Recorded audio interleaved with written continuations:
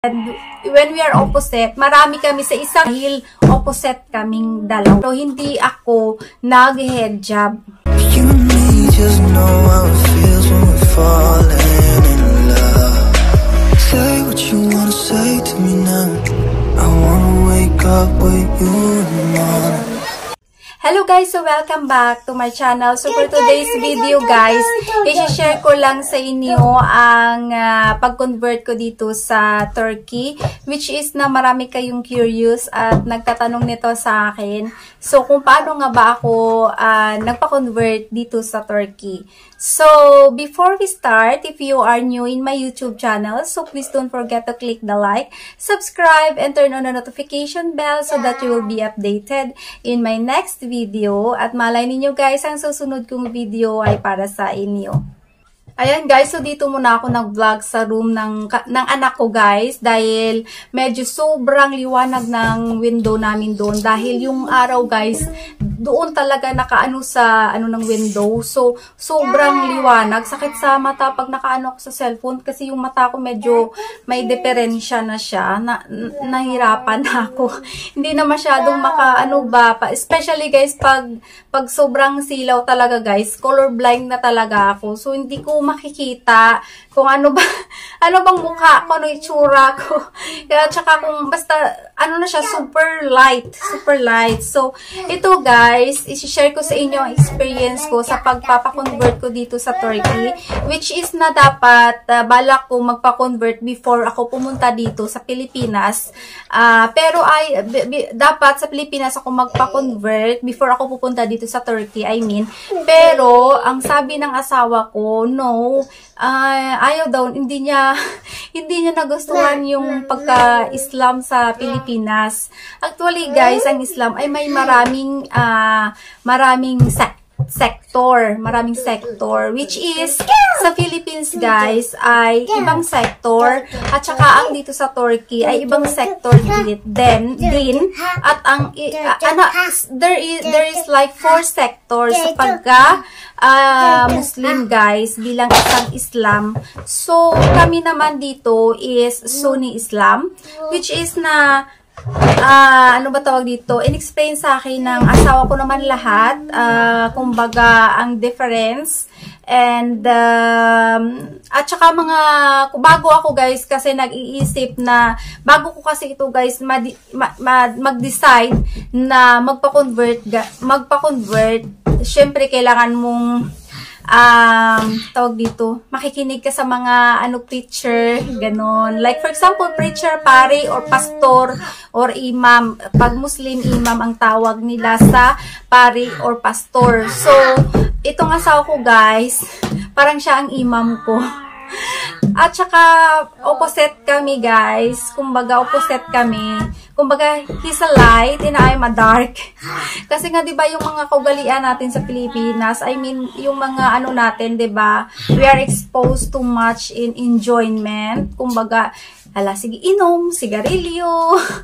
'Di ba mga ganon, which is na basta siya yung light, ako yung dark. And when we are opposite, marami kami sa 100% na bagay guys, 1% lang kaming magkatugma ng asawa ko. As in, kaya lagi kami nag-aaway sa small things, yung nag-argue sa kunting bagay lang dahil opposite kaming dalawa. But at the end of the day guys, we still understand each other. Kumbaga, hindi naman talaga worst ang pag-aaway namin or just an argument.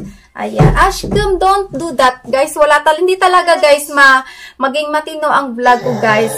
Na, maging continue siyang walang bang-bang-bang-bang, walang earthquake. Dahil si baby, lagi niyang binabagsak ang pintuan, inuyog-uyog yung table. Ay, nako.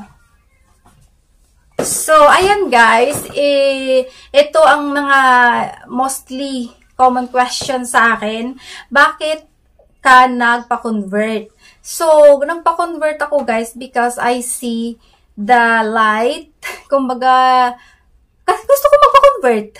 Because for me, I feel, light, bright, light, whatever. But for me kasi, I feel comfortable or nakita ko yung kagandahan at kabutihan ng bilang isang Muslim. So, yun guys, dahil gusto ko siya. Hindi naman pwede kasi convert ka na hindi mo gusto. So, number 2 na question guys, bakit hindi ako naka-hijab? Ito talaga guys, ang always they ask me dahil I am converted pero hindi ako nag-hijab. Ito kasi guys, ang real reason bakit ako hindi naka-hijab. Kasi guys, we are living here in Turkey, no? Dito kami nakatira sa Turkey. So, mga tao dito guys is Muslim. And may ano na kasi sila guys, rules na hindi mo pwede pilitin ang isang tao na mag-hijab kung ayaw naman niya o hindi siya comfortable doon. So, usually makikita mo dito sa Turkey guys, they are very open people na like European people. Kasi kahit Muslim sila. Pero actually guys, of course, if you're going to the mosque is like for us, for the Christian and other religions, they are churches and they are ang bahay ng Diyos, ganon. Pero dito is tinatawag nila sa Islam or sa Muslim, tinatawag nilang mosque, ang sa atin pa mosque or church. So, once na pumunta ka doon guys, yon ang time na mag-hijab kami or magbabalot kami ng katawan namin. So, ayan si baby nagwawala.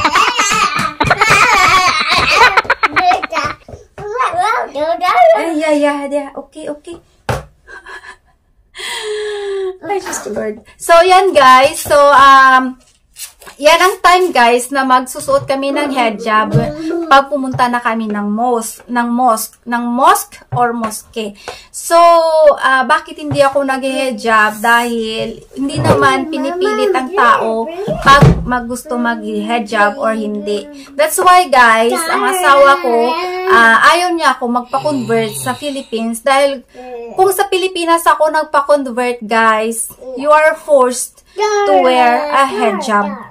So, alam ko na may mga Muslim na tao, na may mga Muslim talaga na magsasabi na nagpa-convert ka pa hindi ka naman nag-hijab.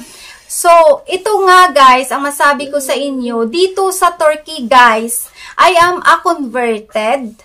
Hindi ako ipinanganak na Muslim, which is, I am not used for that clothes na kumbaga hindi ka comfortable. Ang sabi nga, is if you're not feel comfortable, don't force yourself. Kasi sa Islam, 'di ba, tinuturo natin sa atin na hindi tayo pwede na mag-force ng isang tao na ayaw niya.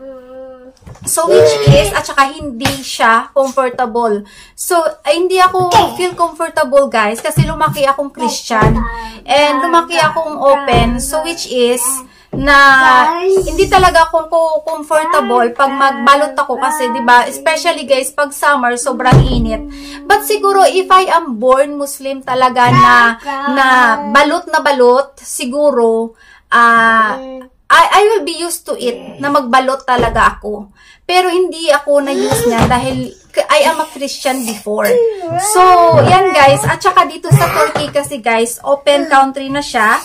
That's why hindi kailangan na i-force ang isang tao na mag-wear ng hijab or anything. At once nga ako guys mag-change mind na for example na gusto ko na mag-hijab, I will stand for it.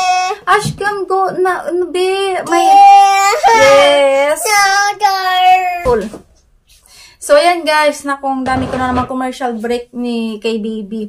Ayan guys, so, I hope na maliwanagan kayo. Sa inyo na yan, kung i-bash ninyo ako, I don't care. But I'm telling you, religion is not about criticism, okay? Bahala kayo dyan. Kung i-bash ninyo ako, that's you. That's the way you are. It's you, not me, okay? I'm not the one who's doing bad deeds, kundi ikaw. So, babalik din yan sa'yo, char.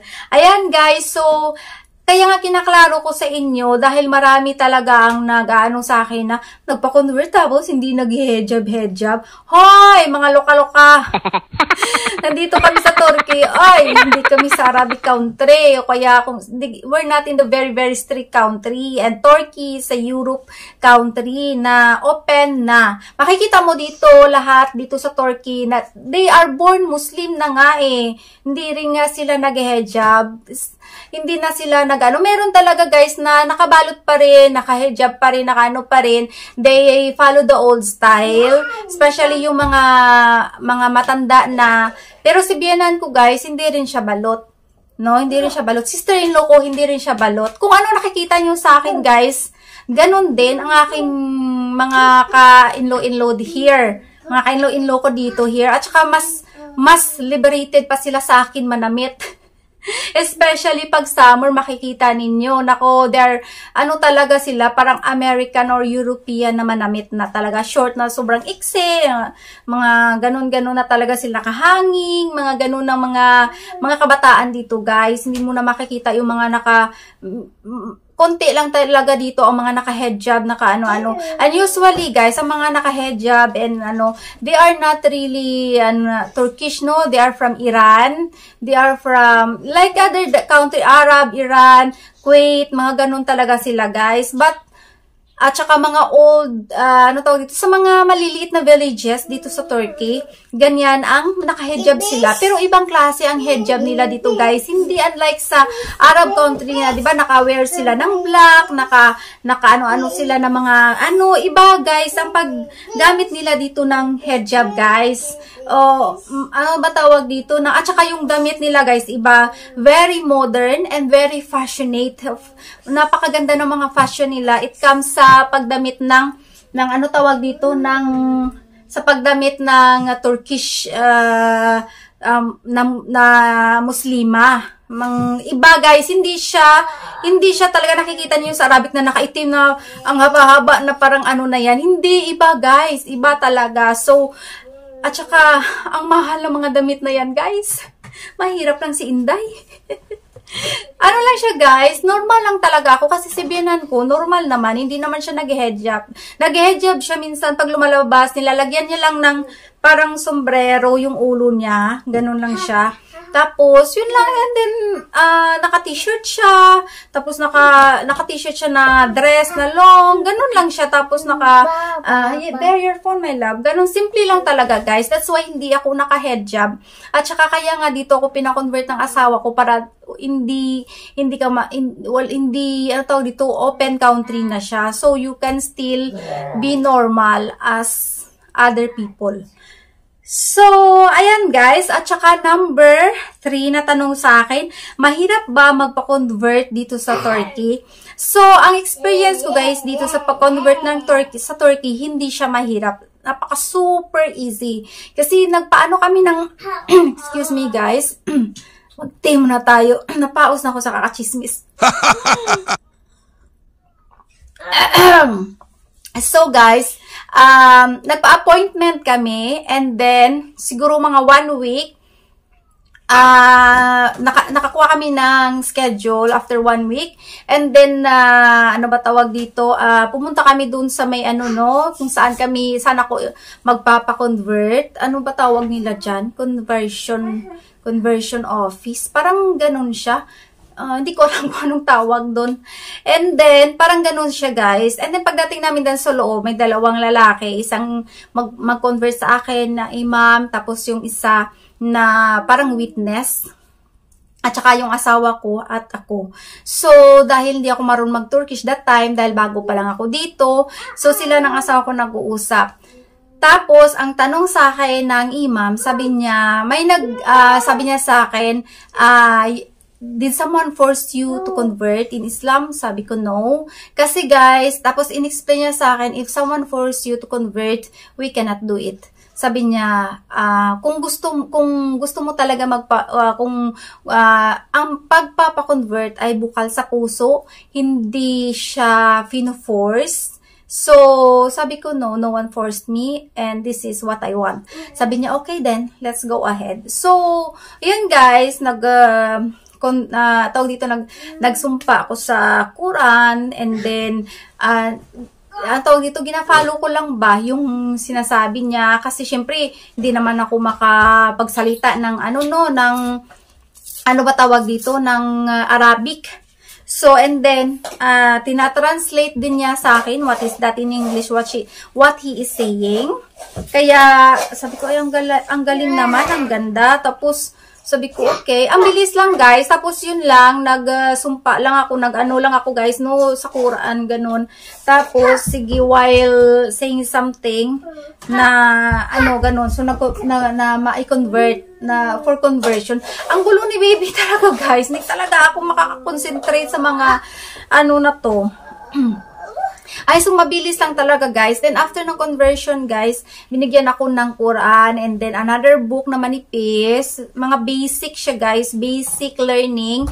And then, meron siyang maliit na booklet, na doon nakalagay kung paano ka mag-wash ng katawan mo, kung paano ka mag-wash ng katawan mo, and how to pray. Doon lahat, dyan, nakalagay dyan sa maliit na booklet na yan, para kumbaga, matuto ka kung paano ka mag-pray, mag-wash ng sarili mo, kasi may tawag dito, may procedure sila mag-wash ng sarili before praying. Kailangan kasi malinis ka before kailangan kasi, guys, malinis ka bago ka mag-pray. Malinis yung katawan mo bago ka mag-pray. So, may mga procedure sila, guys. So, that's why, kailangan mong matuto para magawa mo ang tama. So, bakit dito ka sa Turkey nagpa-convert? Ayan, guys. So, this is the number 4 na question, guys. Bakit dito ka sa Turkey nagpa-convert? So, ito na, guys, parang nasagot ko na siya, pero specific ko to siya. Bakit ako dito nagpa-convert sa Turkey? Dito ako nagpa-convert sa Turkey kasi gusto ko din dati, before ako pumunta dito, magpa-convert na ako sa Pilipinas. Kaso lang, sabi ng asawa ko, iba ang pagka-Muslim ninyo sa Pilipinas. Iba din dito sa Turkey. Kung dito ka sa Pilipinas, magpa-convert, i-follow mo ang rules nila dito. For example, nag-hijab sila, or kung anong mga nila dito, yun. So, hindi ko alam na may sector pala, guys, ang pagka-Islam. So, which is na, sabi niya, gusto ko, pareho lang tayo. Pareho lang tayong, way, para na ma-guide niya ako ng tama. So, sabi ko, ganun pala yun. Sabi niya, yes. So, tapos kung dito, sa Pilipinas ako magpa-convert, guys, kung anong rules nga doon sa Pilipinas, yun talaga, kailangan mo mag-hijab, blah, blah, blah, whatsoever. Kung depende kung saang country ka na magpa-convert.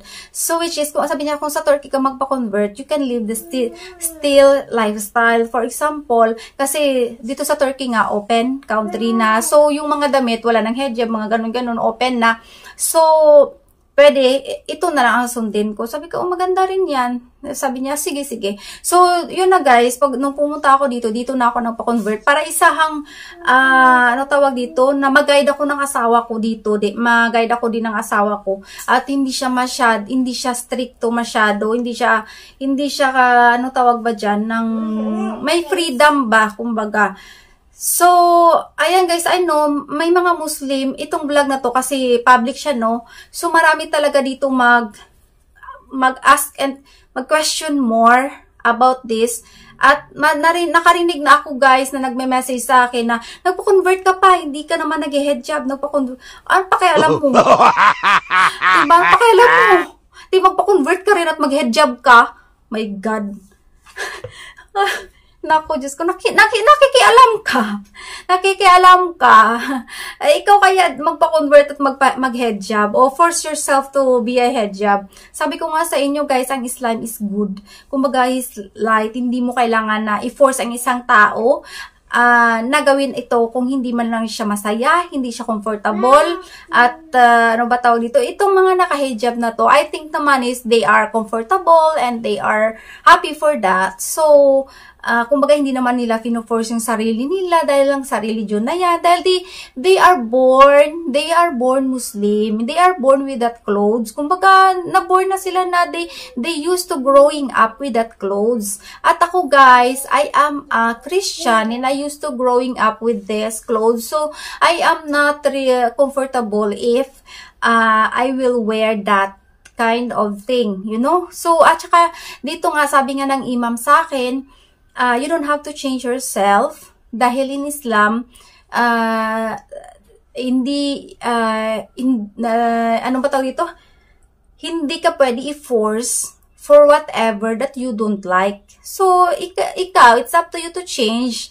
Kung gusto mo mag-hijab, gusto mo so then find that's better. Ang importante, when you go to mosque, just wear proper dress code. Kumbaga, wear the hijab, wear the Muslima type when you go to the mosque or the mosque. So, and for me guys, just do good deeds. Whatever religion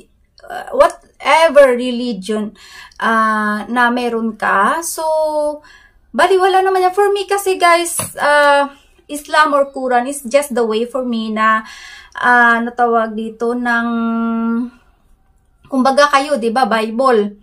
Kung for example, if you feel down, you read the Bible. So for me, if I feel down, I read Quran. So it's just, kumbaga, that's the way lang na what we follow. Pero, I know naman na good deeds, yan ang makakapag-survive sa atin dito sa mundo na to. So, I mean makaka-survive. I mean, na makapunta tayo sa heaven. Yung parang ganun. So guys, I hope now don't criticize me because I never criticized anyone or any religion that you have. I just want peace and love and happiness for all of us. Kahit anong religion meron tayo, sa mata ng Diyos, sa mata ni Allah, we are all sisters and brothers. Wala namang na kailangan nating magbangayan, mag-anuhan about religion. Is that what we believe in, what we follows for our living? Kumbaga they are the way na susundin natin. Kumbaga guide. They are our guide na sa pamumuhay natin. So, kumbaga you believe with God. We same believe with God. But ang tawag namin kay God is Allah. Ang tawag ninyo kay God.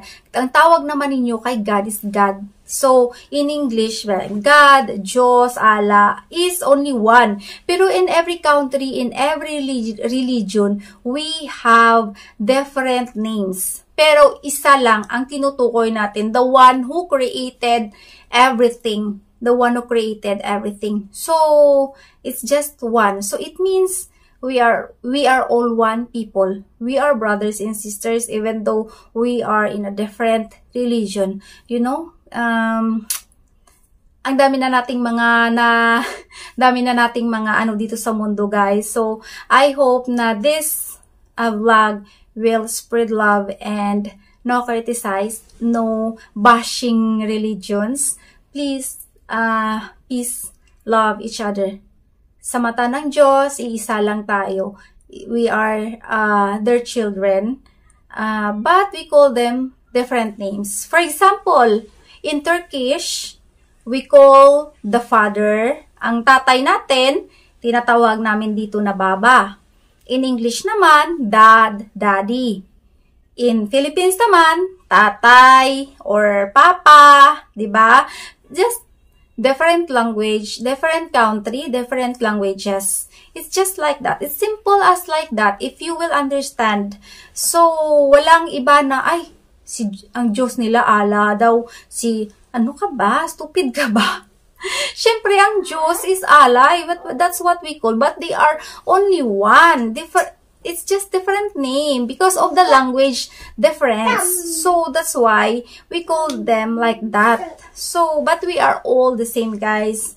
Ayan, guys. So, and I hope na nakalearn kayo dito sa vlog ko na to. And I hope na peace lang tayong lahat, no bashers. But I know, hindi naman talaga, no, nothing is perfect talaga. Meron talagang may manood nito na may mga sungay at may mga ano tawag dyan, ikog ba? May sungay at may ikog.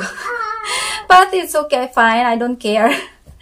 So, ayan guys, don't waste your time bashing me because I don't care, okay? And thank you so much guys for watching all my vlogs. And I will share more about here in Turkey. So, please, if you are new in my YouTube channel, please don't forget to click the like, subscribe, and turn on the notification bell so that you will be updated in my next video. At malay ninyo, ang susunod kong video ay para sa inyo. And thank you so much. God bless everyone and have a happy life.